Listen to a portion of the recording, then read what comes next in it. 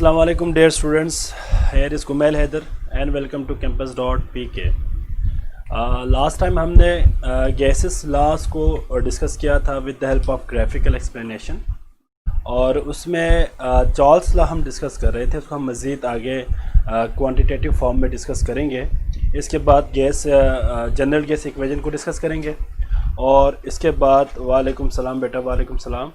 इसके बाद फिर हम वैल्यूज़ ऑफ आर को कैसे डिटरमिन करेंगे इन डिफरेंट यूनिट्स, वो देखेंगे बेटा, ठीक है। इसके बाद आपका एक और टॉपिक भी हम इसमें डिस्कस करेंगे।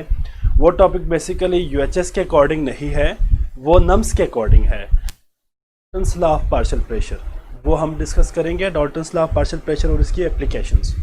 ये बेसिकली आपके यूएचएस के अकॉर्डिंग नहीं है, जस्ट नम्स के अकॉर्डिंग है, तो हम दोनों को लेके चलेंगे, तो हम उसको भी डिस्कस करते हैं, ठीक है बच्चे। तो वालेकुम सलाम बेटा, वालेकुम सलाम। ठीक है बेटा, वालेकुम सलाम। आवाज़ आ रही है ना सबको बेटा? अच्छा जी, ठीक है।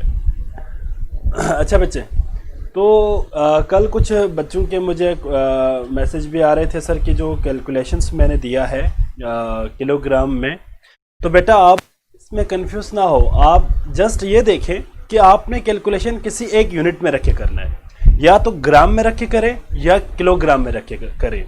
मिसाल के तौर पर अगर आंसर किलोग्राम में है, तो आपके लिए मैं एक इजी वे बताता हूँ कि आप उसको ग्राम में, पहले जो आपके पास गिवन डेटा है उसको ग्राम में कन्वर्ट कर दें, करके सारे कैलकुलेशंस करने के बाद लास्ट में जो आंसर आएगा उसको किलोग्राम में कन्वर्ट कर दें, तो आपका आंसर आएगा केजी में, ठीक है।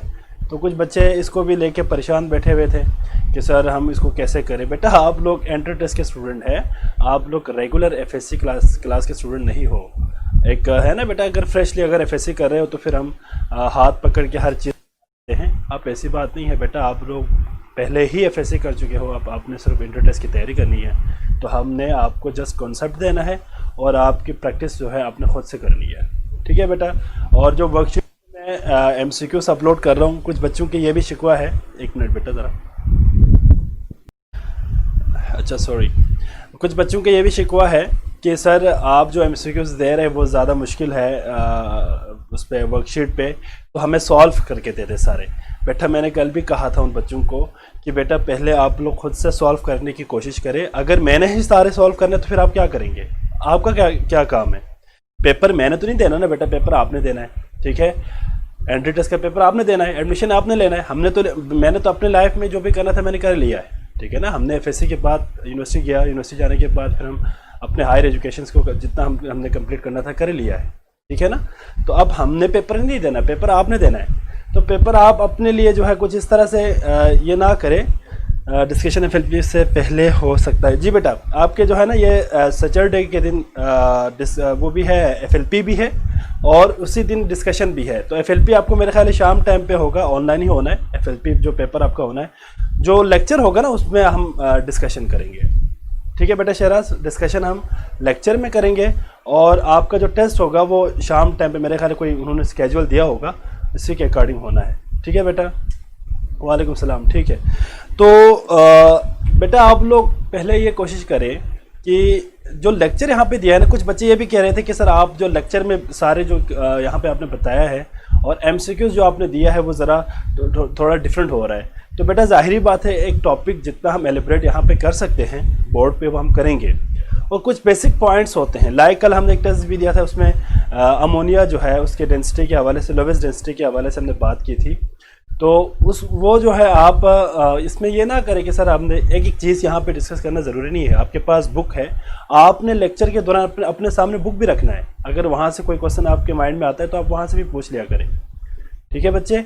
और बाकी आप लोगों को जितने भी स्टूडेंट्स मैसेज करते हैं क्वेश्चंस, जो भी क्वेश्चन है उनको मैं रिप्लाई ज़रूर करता हूँ, सारे स्टूडेंट्स जानते हैं, ठीक है ना। जितना मुझसे हो सकता है, जब तक मैं मैनेज कर सकता हूँ मैं करता हूँ। जाहिर बात है एक बच्चा 5-5, 6-6 क्वेश्चंस करते हैं तो बाकी कुछ बच्चे रह जाते हैं। तो मैं कोशिश ये करता हूँ कि 1-2 क्वेश्चन उनको आंसर कर दिया, इसके बाद सेकंड स्टूडेंट्स को मैं आंसर करता हूँ। तो आप लोग साथ साथ ये भी देखें कि भाई आपने सारे वर्कशीट मुझे सेंड करने के बाद ये उसमें ना रहे कि मैं सारे आपको सॉल्व करके दे दूंगा, कॉपी पे सॉल्व करके आपको मैं पिक्स बना के आपको मैं शेयर करूँगा, ऐसी बात नहीं हो सकती। ठीक है बेटा, ये मैं नहीं कर सकता क्योंकि जाहिर बात है वो सारे करता रहूँगा तो फिर एक ही बच्चे के ऊपर टाइम लगेगा, बाकी सारे बच्चे फिर बाद में शिकायत करते हैं कि सर आप रिप्लाई नहीं करते। मैंने जस्ट आपको पॉइंट्स हिंट्स देना है। मिसाल के तौर पर एक MCQ में किसी बच्चे को प्रॉब्लम है, ठीक है, तो मैंने सारे सॉल्व नहीं करने। हाँ, अगर वो MCQ ज़रा ज़्यादा ट्रिकी हो, ज़्यादा कंसेप्चुअल हो, तो फिर मैं आपको बता देता हूँ कि भाई उसको आपने कैसे करना है, कंप्लीट स्टेप्स बताता हूँ। अगर ऐसा ना हो तो मैं आपको कंप्लीट स्टेप्स नहीं बताता, सिर्फ और सिर्फ मैं आपको हिंट्स देता हूँ, भाई आपने इसको इस तरह से करना है।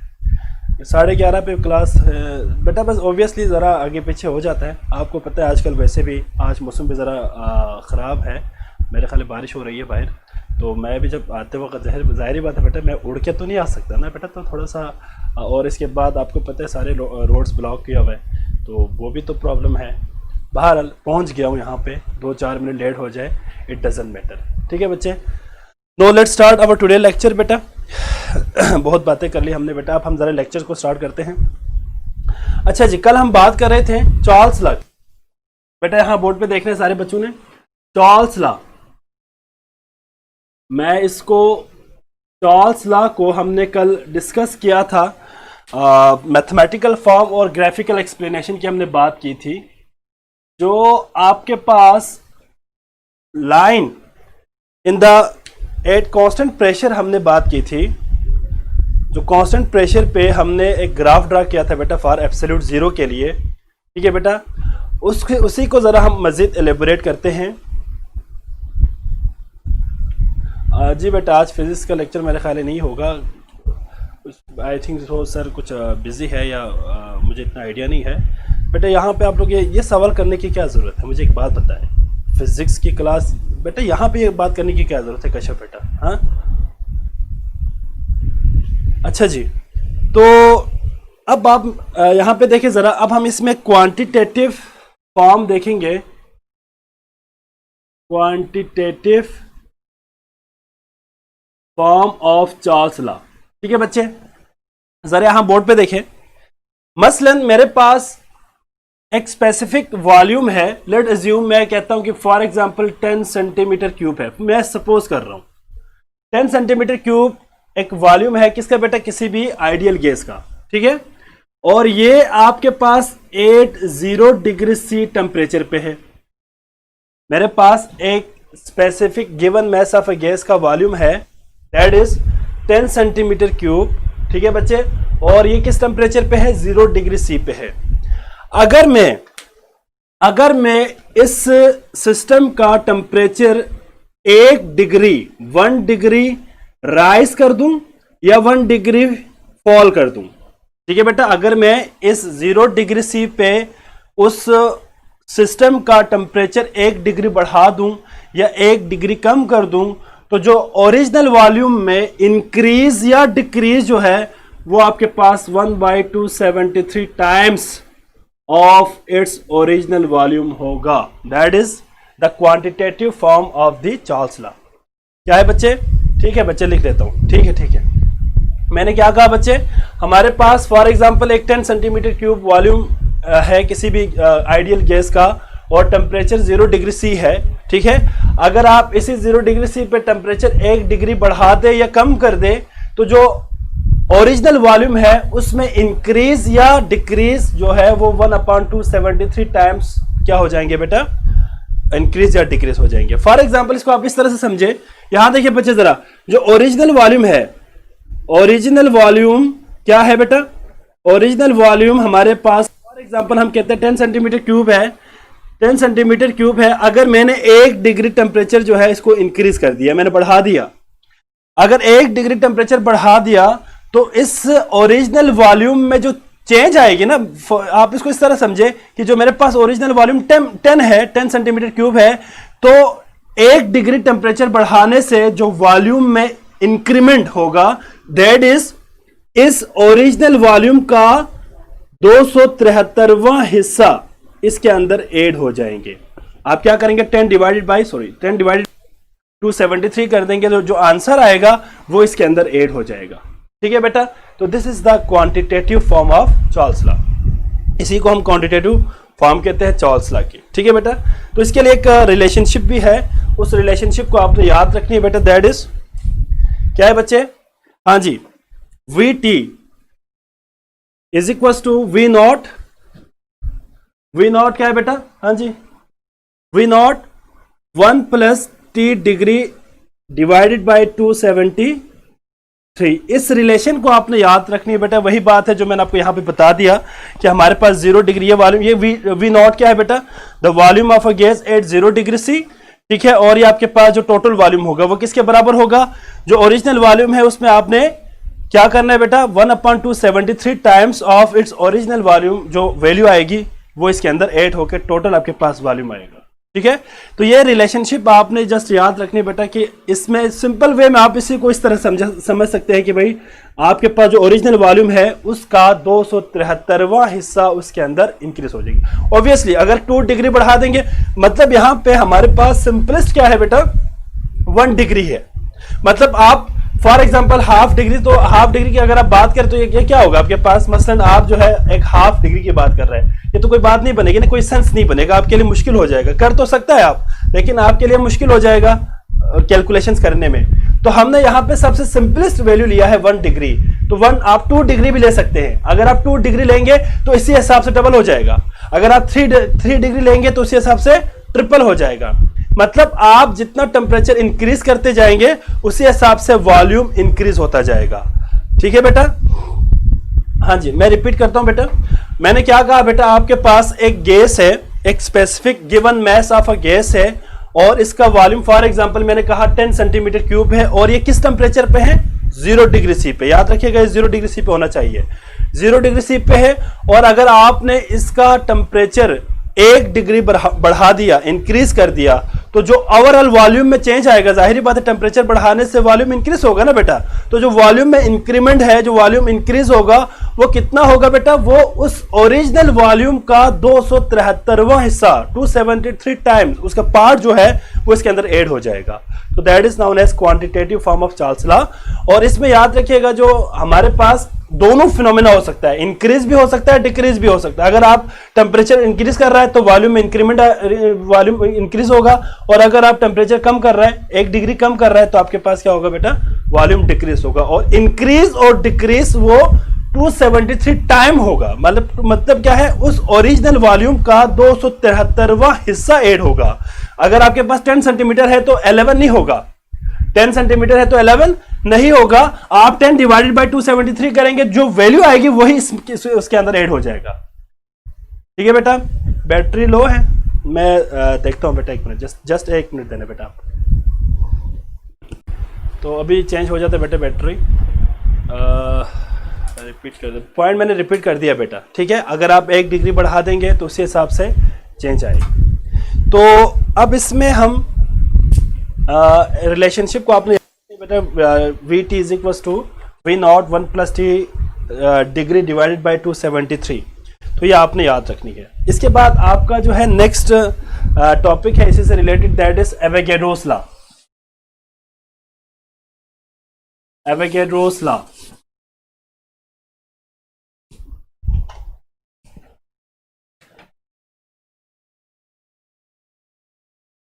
एवोगैड्रोस लॉ, ठीक है बच्चे।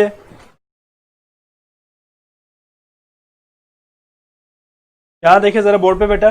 सर अगर 2 डिग्री सेंटीग्रेड हो तो 1/273, ऑब्वियसली बेटा जाहिर बात है 1/273 मल्टीप्लाई बाई 2 का हो जाए, बिल्कुल बेटा ऐसा ही है।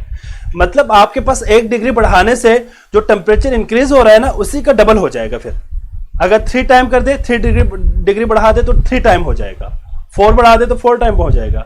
मतलब ये डिपेंड करता है कि आपने कितना टेम्परेचर इंक्रीज किया है, ठीक है बच्चे। हाँ जी, वॉइस का इशू हो रहा है? नहीं बेटा वॉइस ठीक है, वॉइस का इशू नहीं हो रहा बेटा, ठीक है वॉइस।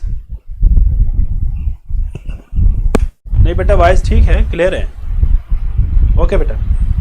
अच्छा जी, एवोगैड्रोस लॉ आपको याद होना चाहिए बेटा। अगर आपके पास equal volume of an ideal gas हो तो नंबर ऑफ मॉलिक्यूल्स क्या होंगे बेटा? इक्वल होंगे, ठीक है बेटा। अगर आपके पास डिफरेंट गैसेस है, अगर उन सब का वॉल्यूम इक्वल हो, तमाम का वॉल्यूम क्या हो बेटा? इक्वल हो, तो नंबर ऑफ मॉलिक्यूल जो है वो क्या होगा? सेम होगा। That is known as Avogadro's. तो mathematically we can write as, या we can written as volume is directly proportional to number of moles. ठीक है बेटा, जितना नंबर ऑफ मोल्स हमारे पास इंक्रीज होता जाएगा बेटा, याद रखिएगा उसका वॉल्यूम क्या होगा बेटा, इंक्रीज होगा। और इसके लिए कंडीशन क्या है, कंडीशन ये है कि एट कांस्टेंट, क्या कांस्टेंट होना चाहिए, constant temperature and pressure. Pressure और टेम्परेचर जब तक कांस्टेंट है तब तक नंबर ऑफ मोल्स और वॉल्यूम के दरमियान आपस में क्या रिलेशन है बेटा, डायरेक्ट रिलेशन है। अब प्रोपोर्शनलिटी खत्म करें, V is equal to KN। ठीक है बच्चे, अब आप वेरिएबल्स को अलग कर दे, कांस्टेंट को अलग कर दे, तो ये हमारे पास आ जाएगा बेटा V upon N is equal to K। अब आपको जिस तरह लास्ट टाइम मैंने कहा था बेटा कि जो K है, the K value of K depends upon, किस पे डिपेंड करेंगे बच्चे, वही बात आ गई बेटा, डिपेंड्स अपॉन जी बच्चे टेम्परेचर एंड प्रेशर। आप ये किस पे डिपेंड करेंगे, टेम्परेचर और प्रेशर के ऊपर डिपेंड करेंगे। जितना ज्यादा आप टेम्परेचर इंक्रीज करते जाएंगे ऑब्वियसली वॉल्यूम के ऊपर भी इफेक्ट होगा। बेटा मैंने आपको एग्जांपल जो सपोज किया था 10 सेंटीमीटर क्यूब वाली, वही तो उसी में आप 10 डिवाइडेड बाय 273 कर दें तो वही आपके पास एक एग्जांपल हो गया ना बेटा कश्यप बेटा, इसमें मैंने आपको बता दिया है 10 सेंटीमीटर क्यूब को मैंने एक सपोज एग्जांपल यहाँ पे दिया है आपको, उसी को डिवाइड बाय 273 कर दे तो जो आंसर आएगा उसी को आप ओरिजिनल वॉल्यूम जो 10 सेंटीमीटर क्यूब था उसमें प्लस कर दे तो आपका क्वेश्चन सॉल्व हो गया। ठीक है बच्चे, हाँ। अब आपके पास जो है यहाँ पे जो कांस्टेंट K है ये depend upon temperature and pressure. और यूनिट क्या होगा बेटा इसके लिए बताया जरा, unit, what is the unit of this K। हाँ जी बच्चे, वॉल्यूम को हम लेते हैं डेसीमीटर क्यूब में, डेसीमीटर क्यूब पर मोल, तो डेसीमीटर क्यूब पर मोल इज द क्या होगा बेटा, यूनिट ऑफ K। अब हम इसको एक और फॉर्म में भी लिख सकते हैं, V1 upon N1 is equal to V2 upon N2 is equal to K। मतलब आपके पास until unless the temperature and pressure remain constant, आपके पास जितने भी रेशियो ऑफ वॉल्यूम और नंबर ऑफ मोल्स है वो हमेशा किसके बराबर रहेगा, कांस्टेंट के बराबर रहेगा। It is the another form of Avogadro's law. अगर हम एक ग्राफ ड्रा करें इसके लिए तो ग्राफ हमारे पास कुछ इस तरह से आएंगे बेटा, डायरेक्टली प्रोपोर्शनल है, आपको पता है डायरेक्टली जब प्रोपोर्शनल हो तो हमेशा हमारे पास क्या आएगा बेटा, एक स्ट्रेट लाइन आएगी। ठीक है, एन और हमारे पास यहाँ पे क्या है, वॉल्यूम के दरमियान, तो यहाँ पे होगा क्या बेटा, आपके पास एक स्ट्रेट लाइन आएगी बेटा, that is some like this. जितने नंबर ऑफ मॉलिक्यूल्स आपके पास इंक्रीज होते जाएंगे वॉल्यूम भी आपके पास डायरेक्टली प्रोपोर्शनल है, इंक्रीज होता जाएगा। तो दिस इज नोन एज क्या है बेटा, एवोगैड्रोस लॉ। जी बच्चे, डेसीमीटर क्यूब पर मोल। ठीक है, तो ये आपके पास था बेटा एवोगैड्रोस लॉ। इसको मैं जरा रेस कर देता हूं। अब हमारा जो टॉपिक है that is general gas equation. General gas equation. अब आपको पता है बेटा, जब आप बॉयल्स लॉ, एवोगैड्रोस लॉ और चार्ल्स लॉ को कंबाइन करेंगे तो आपके पास जो इक्वेशन आएगी बेटा दैट इज क्या होगा बेटा, दैट इज क्या होगा, जनरल गैस इक्वेशन या आइडियल गैस इक्वेशन। दोनों बात एक ही है, आइडियल गैस इक्वेशन या जनरल गैस इक्वेशन भी कह सकते हैं या यूनिवर्सल गैस इक्वेशन भी कह सकते हैं। ठीक है बेटा, तो मैं फाइनल फॉर्म लिखूंगा यहां पे, क्या होगा बेटा, PV is equal to nRT is the general gas equation. यहां पे जो R है, इस R को हमने सेपरेट से भी डिस्कस करना है बेटा। R क्या चीज है बेटा, R is the universal gas constant. ठीक है बेटा, या आइडियल गैस कांस्टेंट भी कह सकते हैं आप इसको। ठीक है बच्चे, या जनरल गैस कांस्टेंट भी कह सकते हैं। इसकी वैल्यूज डिफरेंट होगी, वो हम अभी कैलकुलेट भी करेंगे। अब यहां पे अगर आप जरा देखें, PV is equal to nRT है, इस फॉर्मूले को आप डिफरेंट कैलकुलेशन में इस्तेमाल कर सकते हैं। इसी तरह हम अगर n is equal to for example हम 1 कर देते हैं, n इज इक्वल टू 1 कर दे तो हमारे पास ये सारे के सारे, अगर टेम्परेचर भी हम यहाँ पे कोई कांस्टेंट ले ले तो R तो वैसे भी कांस्टेंट है, तो क्या होगा P1 V1 सॉरी टेम्परेचर को आप इस साइड पे लेकर आए तो क्या होगा, T1 is equal to P2 V2 divided by T2 और this will be equal to constant. अगर आप n को 1 ले लेते हैं तो R आपके पास कांस्टेंट वैल्यू है, तो T को आप इस साइड पे लेकर आ जाए, वेरिएबल है, तो P1 V1 upon T1 this will be equal to P2 V2 upon T2। This formula is also used for the calculation of different types of numerical problem. ठीक है, तो आपके पास यहां पे इस फार्मूले को भी आपने याद रखनी बेटा और इस फार्मूले को भी याद रखनी है। अब हमने जो है कुछ मजीद इसको एक्सप्लोर करना है बेटा, दैट इज अगर आपको याद हो नंबर ऑफ, अगर हम इसकी इसी की ही बात कर देते हैं, फॉर एग्जांपल मैं यहां पे दोबारा से इसको लिख देता हूं, PV is equal to NRT। ठीक है बच्चे, अगर आपको याद हो तो N is the number of moles, तो N किसके बराबर था बेटा, N is equal to given mass upon molar mass. अगर आप given mass upon molar mass को बेटा इस पर मैं बात करूंगा बेटा, जाहिर बात है बेटा, सिग्निफिकेंस ऑफ एवोगैड्रोस नंबर की अगर हम बात करें, देखिए एवोगैड्रोस लॉ की बात बेसिकली ये है कि वो आपको ये बताना चाह रहा होता है कि भाई साइज कुछ भी हो गैस के, ठीक है, साइज कुछ भी हो, अगर आपके पास 1 मोल गैस है, फॉर एग्जांपल मेरे पास हाइड्रोजन है, ऑक्सीजन है, कार्बन डाइऑक्साइड है, फॉर एग्जांपल 3 मेरे पास डिफरेंट गैसेस है, कार्बन डाइऑक्साइड, ऑक्सीजन और हाइड्रोजन। अगर आप साइज देखें तो सबसे स्मॉलर साइज ऑक्सीजन हाइड्रोजन है, ठीक है, और सबसे लार्ज साइज कार्बन डाइऑक्साइड है। अगर आप इन सब का 1 मोल ले ले तो इन सब का वॉल्यूम आपस में बराबर होगा। तो अगर आपस में बराबर क्यों होगा, क्योंकि आपको पता है कि जो साइज और मैस जो है वो किसी भी ऑक्यूपाइड वॉल्यूम के ऊपर इफेक्ट नहीं करती। फॉर एग्जाम्पल अगर आप बात करते हैं गैसेस की, तो गैसेस के मॉलिक्यूल्स के आपस में जो डिस्टेंस है वो 300 टाइम्स ऑफ इट्स डायमीटर होते हैं। जब वो 300 टाइम ऑफ इट डायमीटर हो, डजंट मैटर कि आपके पास किस साइज का मॉलिक्यूल हो, वो एक ही वॉल्यूम को ऑक्युपाई करेगा बेटा। Basically these are the main concept of Avogadro's law.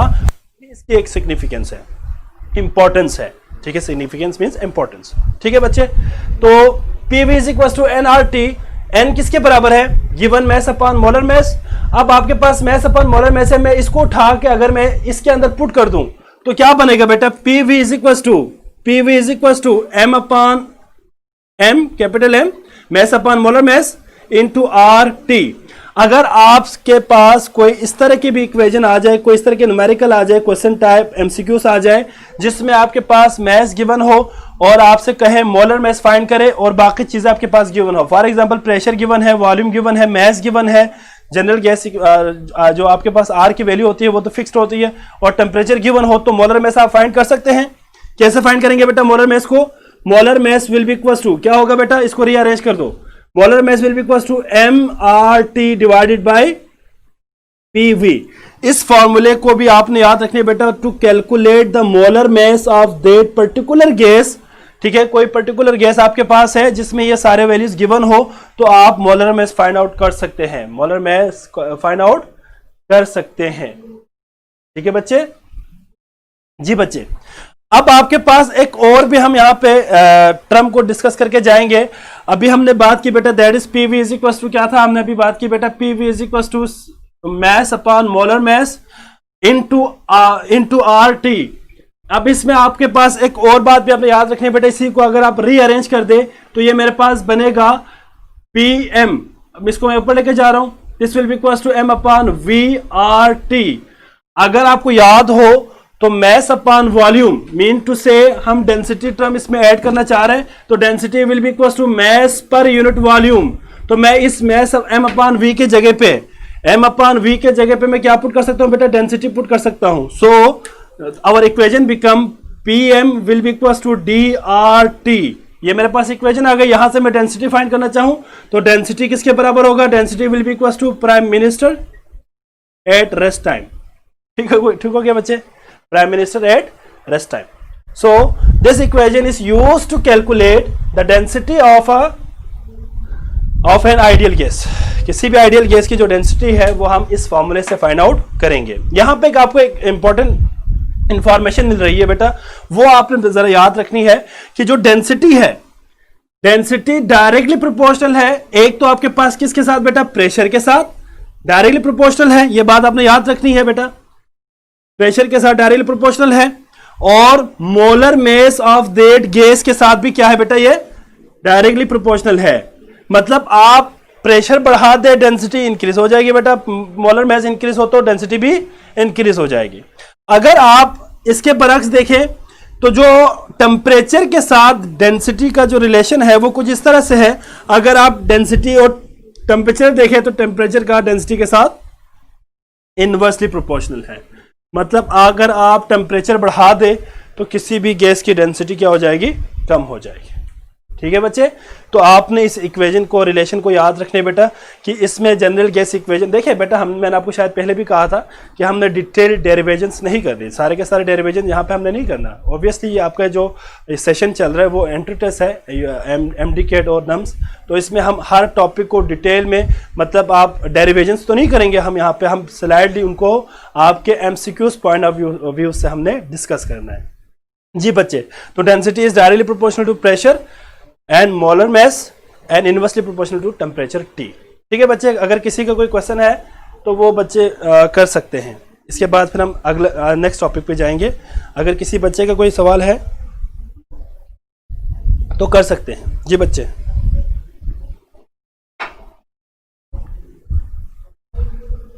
Clear हो गया बेटा सबको?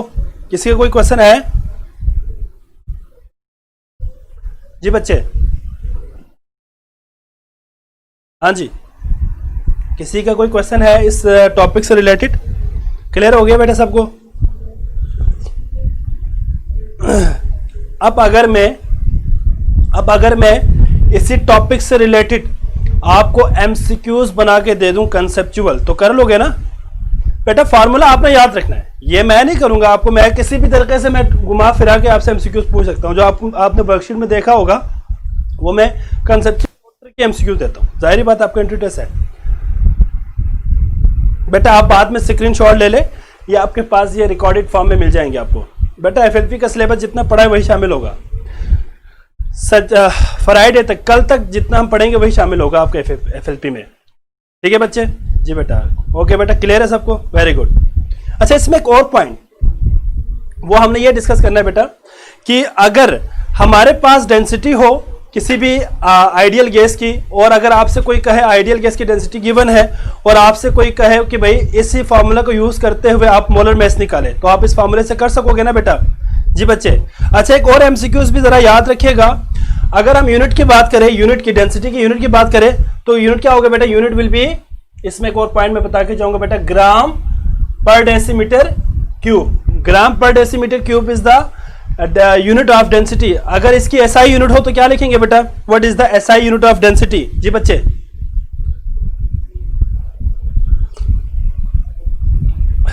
जी बच्चे, अगर हम प्रेशर को डबल कर दे तो डेंसिटी ऑब्वियसली डबल हो जाएगा, और अगर हम टेम्परेचर को डबल कर देते हैं तो क्या होगा? डेंसिटी उसी हिसाब से डबल कम हो जाएगा ऑब्वियसली।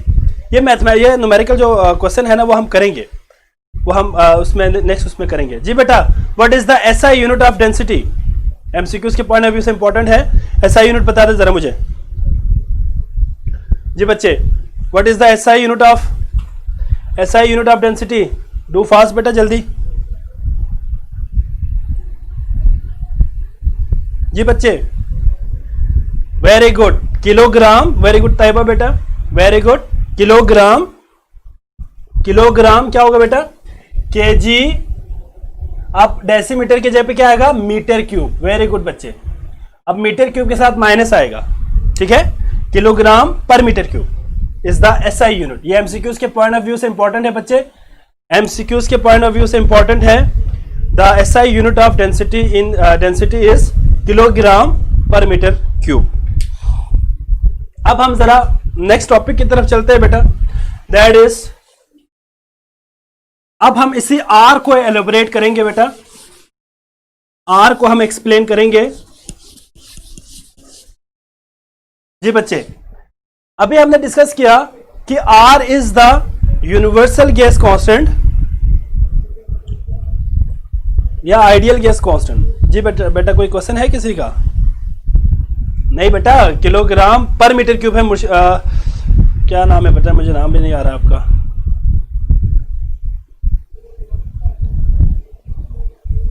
अच्छा बच्चे, नेक्स्ट है आपके पास values of R। Values of R। अब R क्या चीज है बेटा? R is the universal gas constant. R is the universal gas constant. अब आपने बताना यह है कि भाई वैल्यूज ऑफ R क्या क्या है और कहां कहां आप कौन सी वैल्यू यूज करेंगे। तो वो अब मैं आपको आज इस पे डिस्कस करूंगा बेटा। याद रखिएगा, the value of R is depend upon the unit chosen for pressure, volume, temperature. आपके पास जो वेरिएबल्स थी बेटा, लाइक क्या क्या था बेटा आपके पास वेरिएबल्स? प्रेशर, वॉल्यूम, टेम्परेचर, ऐसा ही था ना बेटा। इनके लिए आप जो यूनिट इस्तेमाल करेंगे उसी के अकॉर्डिंग आर की निकल आएगी। अभी हमने फॉर्मूला डिस्कस किया था, P V is equal to NRT. NRT, अब आप यहां से आर को निकाले तो क्या होगा बेटा? आर यहां पे रखे, R will be equal to P V upon N T. इस फॉर्मूले को आप यूटिलाइज करेंगे और डिफरेंट आर की वैल्यूज फाइंड आउट करेंगे। एमसीक्यूज के पॉइंट ऑफ व्यू से बहुत इंपॉर्टेंट है, एमसीक्यूज के पॉइंट ऑफ व्यू से बहुत इंपॉर्टेंट है। ठीक है बच्चे, तो हम उसको भी डिस्कस करेंगे। अच्छा जी, अब आप जरा यहां पे देखिए सबसे पहले हम डिस्कस करेंगे बच्चे standard temperature and pressure, STP पे हम देखेंगे what is the value of R. अगर आपसे पेपर में एसटीपी पे पूछे तो आप ये वैल्यू लिखेंगे जो अभी आपको मैं बताने लगा हूं, और अगर एसआई में पूछे तो हम नेक्स्ट उसमें पढ़ेंगे, वो आप यूज करेंगे। ठीक है बच्चे, बेटा मैंने ये कहा है कि the value of R is depend upon the unit chosen for pressure, volume and temperature. ठीक है बच्चे, ठीक है। सो स्टैंडर्ड टेम्परेचर और प्रेशर पे बेटा जरा गौर से देखिए, प्रेशर, टेम्परेचर और स्टैंडर्ड टेम्परेचर एंड प्रेशर पे याद रखिएगा जो प्रेशर होगा वो हम एटीएम में ले सकते हैं बेटा। ठीक है बच्चे, एटीएम में ले सकते हैं। इसके अलावा किस में ले सकते हैं बेटा? Millimetre of H ji, millimetre of H जी में ले सकते हैं बच्चे। इसके अलावा टॉर में ले सकते हैं। इसके अलावा हम इसमें किस में ले सकते हैं बेटा? एटीएम हो गया, मिलीमीटर ऑफ एच जी हो गया, टॉर हो गया। और कोई है? और कोई इसमें यूनिट है? नहीं, और नहीं है। इसके बाद पास्कल आ जाएगा, न्यूटन पर मीटर स्क्वायर आ जाएगा, वो एसआई में आ जाएगा। ठीक है, एसआई यूनिट में आ जाएगा। तो हम इन तीन को देखेंगे यहां पे।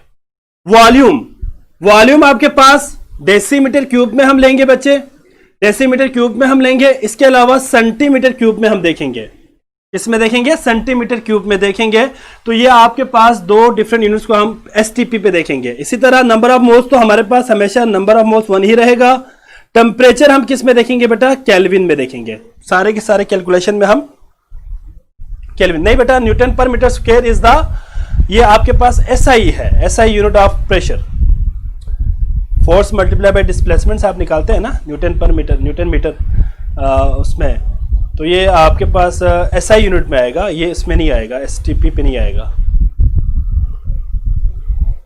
जी बच्चे, अब हम जरा सबसे पहले देखते हैं आपके पास क्या वैल्यू आएगी बेटा। देखिए जरा, आर किसके बराबर है बेटा? R is equal to formula आपके पास P V upon N T. अब सबसे पहले हम एटीएम पुट करेंगे तो क्या होगा बेटा? प्रेशर के जगह पे 1 एटीएम मल्टीप्लाई बाई, अब आप जरा देखिए वॉल्यूम, वॉल्यूम क्या था बेटा? वॉल्यूम क्या था? अगर आपको याद हो, 1 मोल का जो वॉल्यूम था एट स्टैंडर्ड टेम्परेचर और प्रेशर पे, दैट वाज क्या था बेटा? 22.414 डेसीमीटर क्यूब। तो आप इसको यहां पे पुट कर दे, that is 22.414 decimetre cube divided by, जी बच्चे divided by number of moles, 1 mole है, 1 मोल मल्टीप्लाई बाय टेम्परेचर क्या है? टेम्परेचर आपको पता होना चाहिए, that is 273.16 kelvin. So the temperature is 273.16 kelvin. जब आप इन सब को सॉल्व करेंगे तो आर की वैल्यू आएगी बच्चे, आर की वैल्यू आएगी बेटा, आप जब इन सब डिवाइड करेंगे तो 0.0821 ATM, ATM decimetre cube per kelvin per mole. This is the value of R when pressure is taken in atm, volume in decimeter cube, ठीक है बेटा, volume in decimetre cube and temperature in किस में हो बेटा? Temperature किस में हो आपके पास? केल्विन में। तो आर की वैल्यू ये होगी। ठीक है बच्चे, और ज्यादातर हम इक्वेशंस में, ज्यादातर कैलकुलेशंस में आर की ये वैल्यू इस्तेमाल करते हैं एसटीपी पे। जी बच्चे, अब जरा यहां बोर्ड पे देखिए जरा बच्चे, अगर आपको याद हो तो 1 एटीएम, एक अगर हम बात करते हैं 1 एटीएम की, तो 1 atm will be equal to 760 millimetre of H G. ऐसा ही है ना बेटे? मिलीमीटर ऑफ एच जी के बराबर है 760 मिलीमीटर ऑफ एच जी। तो मैं यहां पे एटीएम को रिप्लेस कर दूंगा मिलीमीटर ऑफ एच जी के साथ। तो जरा बताएं मुझे क्या होगा बेटा, R is equal to, R will be equal to yes 0.0821 0.0821 ATM के जगह पे हम क्या लेंगे बेटा, multiply by 760 torr, sorry 760 millimetre of H G जी बच्चे। बाकी क्या रहेगा डेसीमीटर क्यूब और पर केल्विन पर मोल। अच्छा मैं एक और बात आपको बताता चलो बेटा, एमसीक्यूज के पॉइंट ऑफ व्यू से बहुत इंपॉर्टेंट भी है, उसके ऊपर भी मैं जाऊंगा। जरा यहां पे देखिए जरा बेटा, एक इंपॉर्टेंट पॉइंट मैं आपसे डिस्कस करने लगा हूं। यहां देखिए जरा जी बेटा, केल्विन में ही लेना है आपने, लाजमी में ही लेना है जी बच्चे। टेम्परेचर को आपने हमेशा केल्विन में रखना है। यहां देखिए जरा बच्चे, मैं आपको एक पॉइंट समझाना चाह रहा हूं। अगर हम इस वैल्यू को देखें, फॉर एग्जांपल हमारे पास 1 मोल आइडियल गैस है, ठीक है। अगर आप उसका 1 केल्विन टेम्परेचर इंक्रीज कर दे तो जो गैस है वो आपके पास 0.0821 एटीएम डेसीमीटर क्यूब। बेटा याद रखिएगा, एक इंपॉर्टेंट पॉइंट बता रहा हूं, atm decimetre cube is also used as a unit for energy.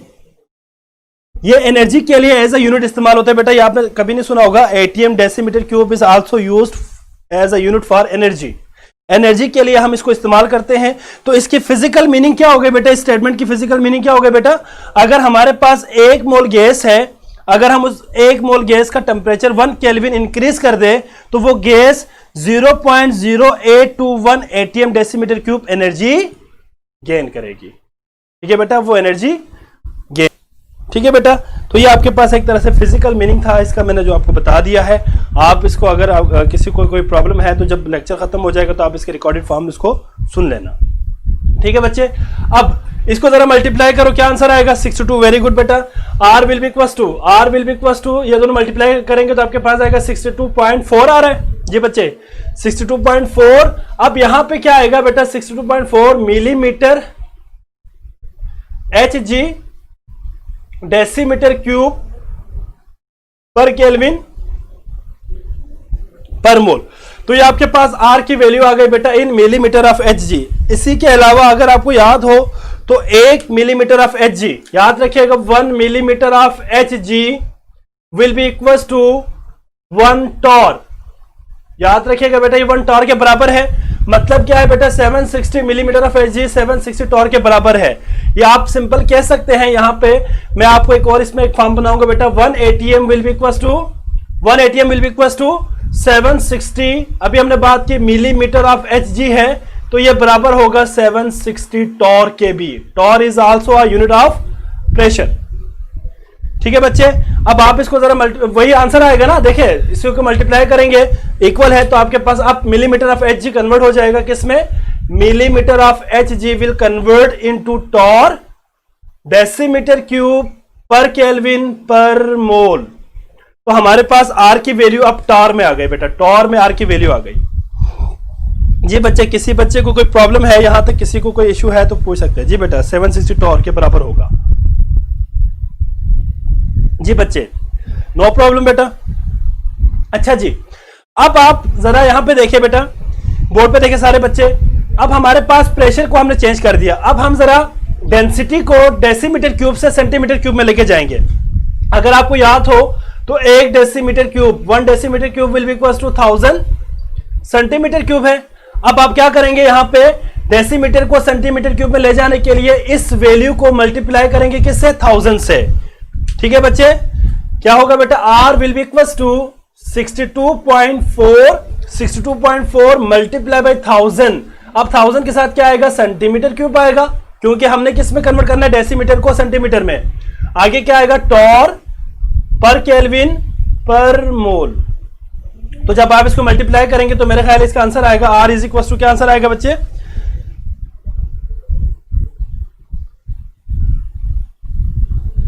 जी बेटा क्या आंसर आएगा इसका, 62,400 centimetre cube torr per kelvin per मोल।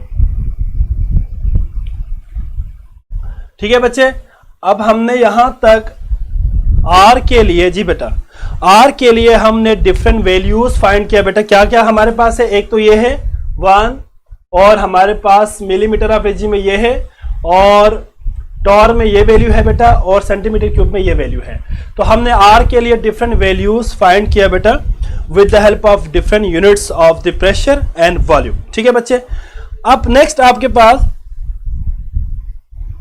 नेक्स्ट है, इसी में ही मैं इसको अब जरा यहां से लिखता हूं बेटा। नेक्स्ट आपके पास SI unit of are.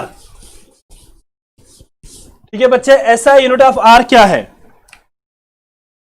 SI unit of are बेटा ये बहुत इंपॉर्टेंट, एमसीक्यूज के पॉइंट ऑफ व्यू से बहुत इंपॉर्टेंट है।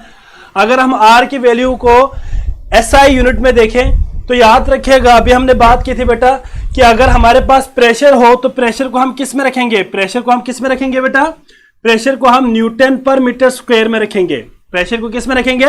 न्यूटन पर मीटर स्क्वायर में रखेंगे। और एक बात याद रखिएगा कि 1 एटीएम, एक एटीएम जो है वो 10, 13, 25, ये नजर आ रहा है? इसको जरा मैं नीचे लिखता हूं। चलो, अगर हमारे पास एक एटीएम हो, 1 एटीएम हो, तो बेटा याद रखिएगा this will be equal to 10, 13, 25 newton per metre square. ठीक है बच्चे। और वॉल्यूम को हम किस में रखेंगे? मीटर क्यूब में रखेंगे। अब मीटर क्यूब में रखने के लिए हम क्या करेंगे बेटा? जो हमारे पास वैल्यू होगी इसको डिवाइड कर देंगे 1000 से। वो भी मैं जब आएंगे तो मैं आपको बता दूंगा। ठीक है बेटा। बाकी मोल तो वही है, टेम्परेचर भी वही है। तो आर किसके बराबर था बेटा? R will be equal to, जी बच्चे क्या था? P V upon N T. ऐसे ही था ना बेटा, पीवी अपॉन एन टी। अब आपके पास आर की वैल्यू क्या आएगी बेटा? जरा देखें। R is equal to, pressure किस में है? 10, 13, 25 न्यूटन पर मीटर स्क्वायर। ठीक है बच्चे। मल्टीप्लाई बाई वॉल्यूम किस में आएगा? जी बच्चे वॉल्यूम 22.414 डेसीमीटर क्यूब था। अगर आप इसको डेसीमीटर क्यूब को अगर आप मीटर क्यूब में लेके जाना चाहे तो क्या करेंगे? डिवाइड करेंगे बाय 1000। ठीक है बच्चे। आप जब इसको डिवाइड करेंगे 1000 से तो जरा मुझे बताया क्या आंसर आएगा बेटा? दिस विल इक्वल टू 0.0 मेरे ख्याल 0.022 आएगा बेटा, 414 मीटर क्यूब। जरा इसको डिवाइड करो बच्चे जरा।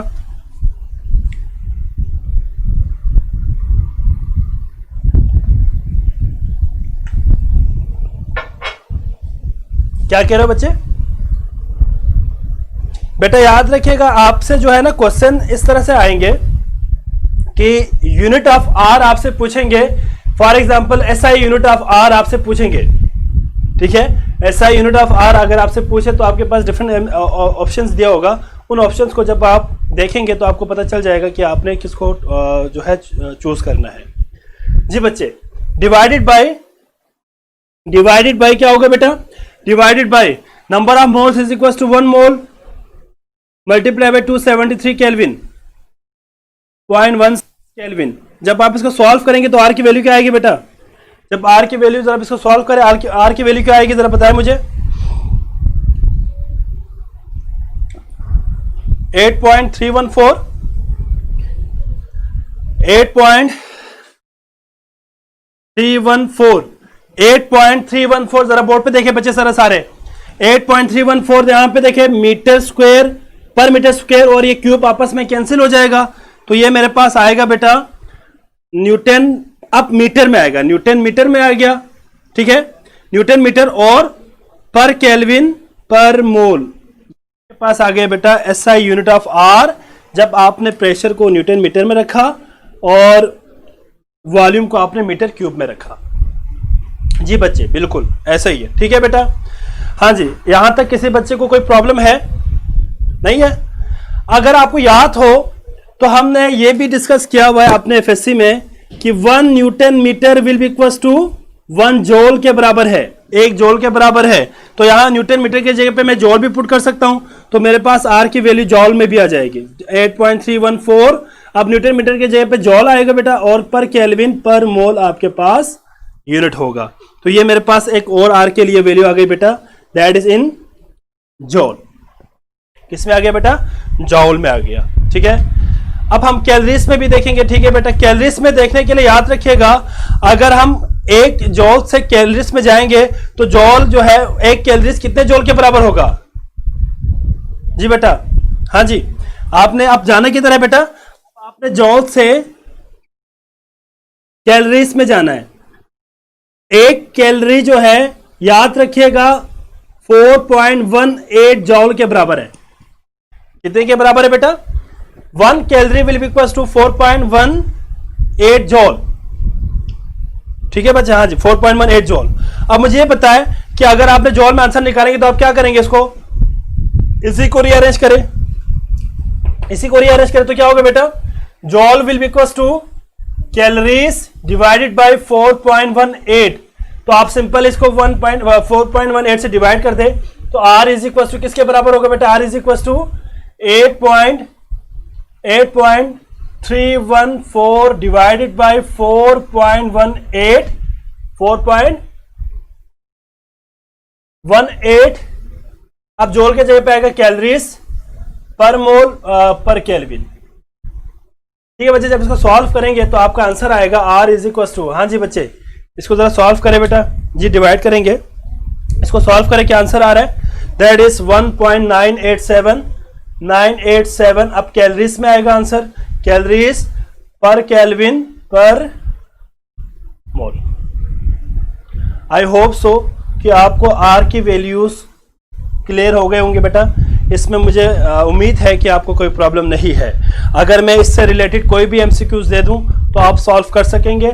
मैं आज शाम को वर्कशीट इसी से रिलेटेड वर्कशीट में ऐड कर दूंगा बेटा, तो आप लोग ज़रा उसको सॉल्व कर देना। ठीक है बच्चे, किसी बच्चे का कोई क्वेश्चन बेटा यहाँ तक? किसी का? ठीक है बेटा 1.98, हाँ जी 7989 आएगा। ठीक है, किसी बच्चे का कोई क्वेश्चन है तो पूछ सकते हैं जी बच्चे। है किसी का क्वेश्चन? नहीं है? ओके बेटा, ओके, हाँ जी। अब हम आगे चले बेटा। अब मैं इसको रेस करने लगा हूं बेटा। आप लोगों को कोई प्रॉब्लम तो नहीं हो रही ना समझने में? नहीं बेटा, FLP का सिलेबस ज्यादा नहीं है।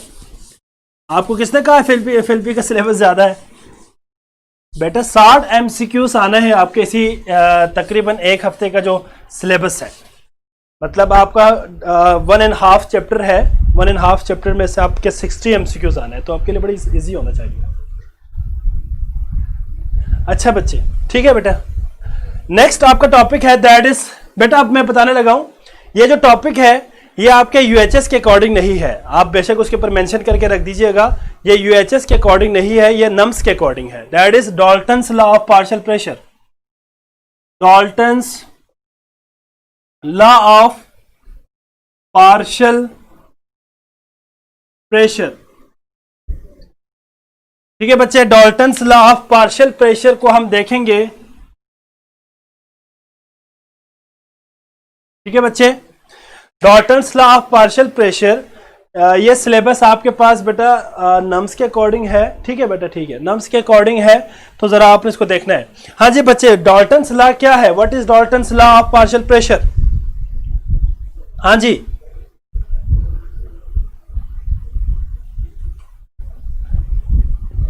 बेटा याद रखिएगा, Dalton's law of partial pressure is the क्या है बेटा? The total pressure of a mixture of non reacting gas is the sum of their individual partial pressure. मतलब क्या है बच्चे? मैथमेटिकल फॉर्म है total pressure PT, total pressure of a mixture of non reacting gas is equal to sum of their individual partial pressure. For example मैं यहां पे suppose कर रहा हूं, मेरे पास एक सिलेंडर है, यहां देखिए जरा बच्चे, गैस का सिलेंडर है। फॉर एग्जाम्पल ये मेरे पास एक सिलेंडर है, इस सिलेंडर के अंदर फॉर एग्जांपल मेरे पास 3 टाइप्स के गैसेस है, A है, B है और C है। ठीक है बच्चे, अब जाहिर बात है as we know that gas move randomly. ठीक है, वो रैंडमली मूव करते हैं and collide among themselves and with the wall of container. ठीक है बच्चे, वो आपस में भी कोलाइड कर सकते हैं बेटा, और with the wall of container भी जो है क्या कर सकते हैं बेटा? कोलाइड कर सकते हैं। इस तरह की इसकी क्या होगी बेटा? मूवमेंट। जब भी आपस में भी कोलाइड करेंगे and with the wall of container, अगर ये वॉल ऑफ द कंटेनर पे स्ट्राइक करे तो इसको बोलते हैं partial pressure.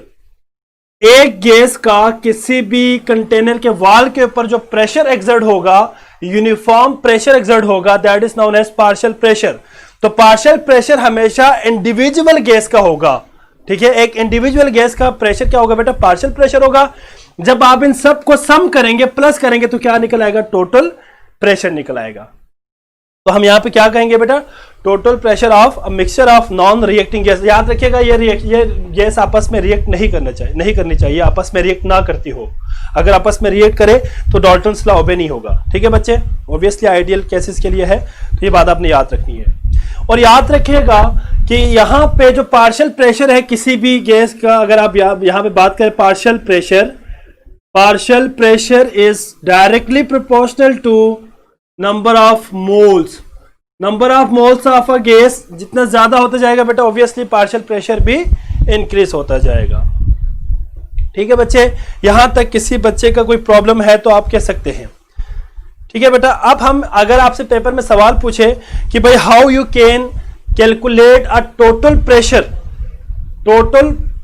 Of a mixture of gases, अगर आपके पास specific number of moles given हो, इसके अलावा आपके पास प्रेशर गिवन हो, वॉल्यूम गिवन हो, ठीक है बेटा, तो आप इसको कैसे फाइंड करेंगे?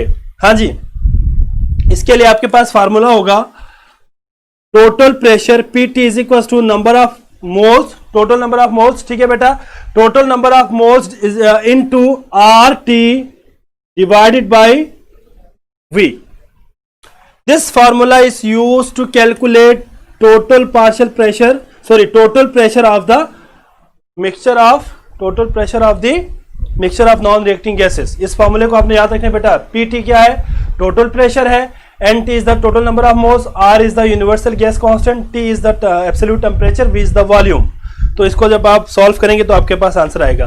अगर आपसे कहे पार्शियल प्रेशर फाइंड करें किसी एक गैस का, ठीक है बेटा, पार्शियल प्रेशर, अगर आपसे कहे पार्शियल प्रेशर किसी इंडिविजुअल गैस का, अगर आपसे कहे फाइंड करें, तो कैसे फाइंड करेंगे बेटा? पार्शियल प्रेशर क्या होगा? पार्शियल प्रेशर बराबर होगा बेटा, partial pressure of a specific gas will be equal to mole fraction of a gas multiply by total pressure. इस फॉर्मूले को आप यूज करेंगे जब आपने किसी एक गैस का पार्शियल प्रेशर फाइंड करना हो, ठीक है बच्चे। एक एग्जांपल हम सॉल्व करेंगे बेटा इसी से रिलेटेड, ताकि आपका जो है ये क्लियर हो जाए। फॉर एग्जांपल मेरे पास एक सिलेंडर है, या फॉर एग्जांपल एक मेरे पास कंटेनर है, उसके अंदर दो गैसेस है। क्या गैसेस है बेटा? टू गैसेस, हाइड्रोजन और ऑक्सीजन है। फॉर एग्जांपल मैं कहता हूं कि बेटा यहां पे देखें number of moles of oxygen है। फॉर एग्जांपल हम यहां पे कहते हैं हाइड्रोजन के नंबर ऑफ मोल्स है 5.5 मोल है फॉर एग्जांपल, और ऑक्सीजन फॉर एग्जांपल मैं कहता हूं कि भाई this is 6.7 moles. For example मैं कह रहा हूं मेरे पास एक मिक्सचर है, एक मिक्सचर ऑफ गैस है जिसमें हाइड्रोजन और ऑक्सीजन है। हाइड्रोजन, जी बेटा, आपने R की वैल्यू को ऐसा जो सिस्टम स्टैंडर्ड टेम्परेचर और प्रेशर में जो लिया था ना, उसी को लेंगे, STP वाली, ये बिल्कुल STP वाली लेंगे हम, 0.0821। अच्छा जी, अब आप जरा यहां पे देखें, आपके पास दो गैसेस है, एक का नंबर ऑफ मोल 5.5 है और एक आपके पास 6.7 है, ठीक है बच्चे। और यहां पे आपके पास R की वैल्यू तो आपको याद होना चाहिए, जबानी याद होना चाहिए बेटा। टेम्परेचर हम यहां पे सपोज कर लेते हैं, टेम्परेचर हमारे पास फॉर एग्जांपल यहां पे है 273 केल्विन फॉर एग्जांपल, ठीक है, 273 केल्विन है। और वॉल्यूम हम यहां पे सपोज करते हैं, वॉल्यूम है दैट इज, वॉल्यूम आपके पास फॉर एग्जांपल हम यहां पे सपोज करते हैं 300 लीटर है, लीटर का है। 1 litre will be equal to 1 decimetre cube, बात वही है, ठीक है बच्चे। और कुछ है? प्रेशर की बात अगर हम करें, प्रेशर किसके बराबर होगा? हाँ जी, प्रेशर यहां पे हम फॉर एग्जांपल 0.75 ATM लेते हैं, या टॉर ले ले, ATM ले ले। जी बच्चे, इसको कैसे करेंगे आप? जी बेटा, कैसे करेंगे इसको? हाँ जी, अगर आपको याद हो, फॉर एग्जांपल अगर आपसे क्वेश्चन पूछा हुआ है partial pressure of hydrogen find करें सिर्फ, तो आप कैसे करेंगे? Partial pressure of hydrogen into V is equal to, किसके बराबर होगा ये फार्मूला जरा बताया बेटा अगर आपको याद हो तो। हाँ जी, number of mole of hydrogen into RT। इस फार्मूले को रीअरेंज करें, वॉल्यूम को इस साइड पे लेकर आ जाए, तो PH2 will be equal to क्या होगा बेटा, NH2 RT divided by V। ठीक है बच्चे, वैल्यूज पुट करें। हाँ जी, PH2 will be equal to number of moles कितने हाइड्रोजन के, नंबर ऑफ मोल्स हाइड्रोजन के 5.5 है, 5.5 है। मैं सिंपल करूंगा बेटा इसको, मल्टीप्लाई बाय R की वैल्यू क्या है बेटा 0821 है। टेम्परेचर मेरे पास क्या है 273 केल्विन। ठीक है बच्चे,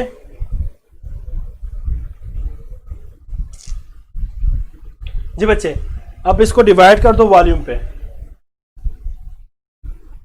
जब आप इसको सॉल्व करेंगे तो आपका आंसर क्या आएगा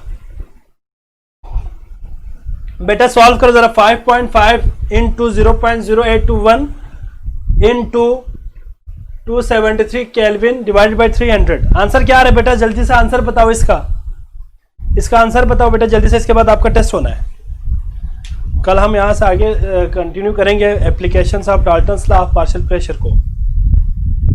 जी बच्चे जल्दी से आंसर बताओ यार, इसका आंसर बताओ बेटा। 5.5 multiply by 0.0821 into 273 kelvin, answer क्या आ रहा है बेटा 55.711 आ रहा है। जल्दी से बताओ बेटा इसको, कैलकुलेट करो जरा। 5.5 multiply by 0.0821 into 273 divided by 300। जी बच्चे आंसर आपका आ रहा है that is 0.41 ATM is the partial pressure of hydrogen. ठीक है बेटा, अब आप जरा खुद देखें ना, टोटल प्रेशर आपके पास क्या था, टोटल प्रेशर तो ये है 0.75, तो पार्शियल प्रेशर एक हाइड्रोजन का पार्शियल प्रेशर इससे कम होना चाहिए था, दैट इज 0.41, कम है। ठीक है बच्चे, कल हम यहां से आगे कंटिन्यू करेंगे बेटा applications of Dalton's law of partial pressure, वो हम कल पढ़ेंगे। अभी आपका टेस्ट होगा, ठीक है, 3 MCQs है, आसान है, आई होप सो आप कर सकेंगे। टेस्ट तो आपने देना ही देना है, 3 मिनट्स के टेस्ट होना है। ठीक है, वेरी शॉर्ट के लिए आपको पता ही नहीं चलना, टेस्ट आके भी ख़त्म हो जाना है, तो ज़रा मेंटली तैयार हो जाए। मैं ज़रा असिस्टेंट को बुलाता हूँ ताकि आपका टेस्ट शुरू कर दें। ठीक है बच्चे, रेडी फॉर योर टेस्ट। मैं ज़रा देखता हूँ, जी सर टेस्ट ज़रा ले लें सर। आपके स्क्रीन पे टेस्ट शो हो गया बेटा मेरा ख्याल है।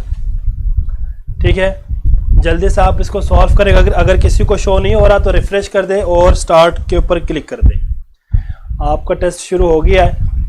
ठीक है बच्चे, और आसान है, कोई मुश्किल नहीं है इसमें। ओ यार पार्शियल प्रेशर, ओ यार बेटा ये फर्स्ट MCQ पार्शियल प्रेशर है। ठीक है, partial pressure of oxygen in lungs, the maximum temperature which is attainable for gases is। इसके बाद to apply gas law for general gas या real gases which of the following condition must be fulfilled। हाँ जी, कौन सा condition fulfil होना चाहिए, high temperature होना चाहिए, लो प्रेशर होना चाहिए, या high temperature and low pressure, और none of these. I think so it's very simple and very easy test है बेटा। इसमें मैंने कैलकुलेशन टाइप जानबूझ के नहीं दिया, क्योंकि अभी हमने कैलकुलेशन आगे जो है कुछ और भी टॉपिक्स पढ़ने के बाद ऐड करूँगा। ठीक है बेटा, आपके पास 1 मिनट है, जल्दी करें।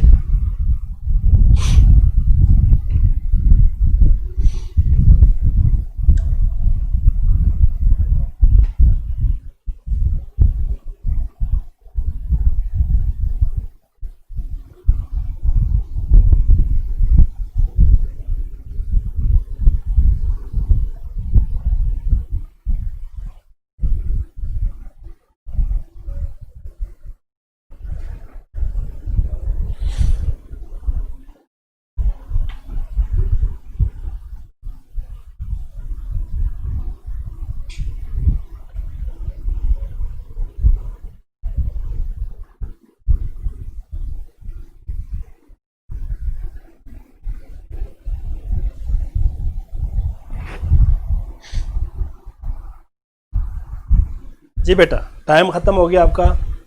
अब ज़रा मुझे बताएं बेटा, आप लोगों के जो है मार्क्स क्या है, मार्क्स क्या है बेटा आप लोगों के, रिज़ल्ट।